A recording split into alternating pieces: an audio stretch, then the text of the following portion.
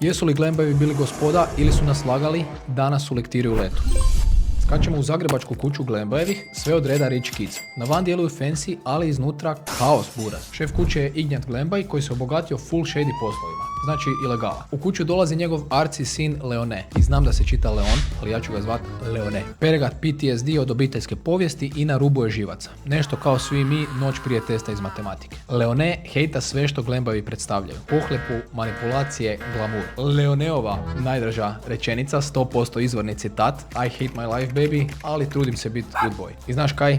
Ja to respektam. I onda bam! Dodatni plot twist, Leone i Ignjatova druga žena, barunica Castelli, su nekad bili a thing. To bi možda objasnilo zašto je njihova tenzija uvijek na razini španjolskih sapunica. Ona si je svakakti elegantna, prava damica, ali s druge strane voli držati ljude u šaci. Naš boj Leone ju ne podnosi jer je uvjeren da je ona simbol svega što je uništilo obitelj. Idemo dalje, u kući se pojavljuje pater Silberbrand koji pokušava biti glas razuma. Lik je vertikalna morala, ali čini se da je već sve otišlo predaleko u trip.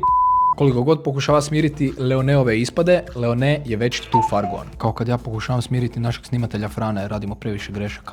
Gluma finog društva ekipe Glembajevih pukne kada Leone posumnja da je barunica kriva za smrt njegove majke. I onda eksplozija. Leone u final showdownu izjepa sve stvari koje su se godinama gurale po tepih, analajla barunicu i onda potpuno slomljen digne ruku sam na sebe. Da stvar bude još mračnija, Ignjat umre usred cijele te šarade. I tako kuća Glembajevih postaje simbol bogatstva izvana, a iznutra fall off i rotanje. Ali ne brain, možda. Što nam Krleža i Glembajevi govore, građenje bilo čega na lažima je kao da pokušavaš balansirati kuću na čačkalici. Samo jedan vjetrić istine i ode sve u 3 papirnate maramice. I druga stvar, istina je jako bitna u obitelji. Ajde sad da lijepo odi i reci svojima da ih voliš. Ajde, kaj se čeka? Ja ću sad nazvat svoju mamu.